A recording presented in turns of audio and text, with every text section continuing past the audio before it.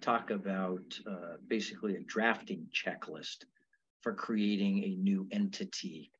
So when you draft a bill to create a new entity or perhaps a committee or commission in California, some of the component parts of that legislation include the following: membership and qualifications. A committee should be composed of an odd number of members to limit the chances that there might be a tie vote. You also want to discuss terms of office, such as the initial terms. Generally, we make them staggered so that some of the initial committee members will continue with a new batch of committee members joining down the road so that you're not replacing the entire committee at one time and you have some continuity. Who's the appointing authority? Who appoints the members?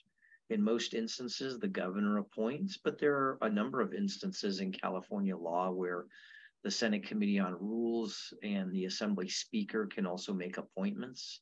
In addition, with the Senate, will the Senate Rules Committee confirm the gubernatorial appointees? For example, officers. The law should set forth who will be the chair of the committee, or do you allow the committee members, for example, to elect a chair from among those committee members? You'll also want to mention compensation and expenses.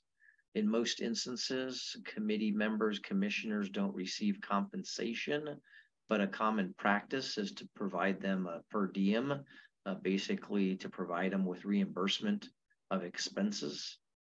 Meetings, does your bill set forth the number and or the frequency of meetings each year, perhaps even their location?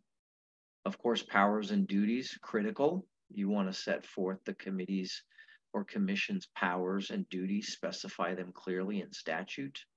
Staffing, will the committee be provided with administrative support, maybe meeting room space?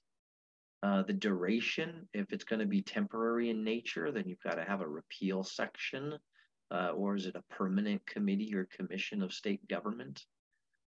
If it is a limited term, then of course you have to have a termination with a specific expiration date for that commission or committee or panel.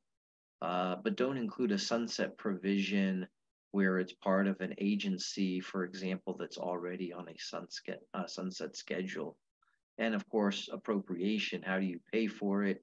Ensure adequate funding for the committee's operations, for example.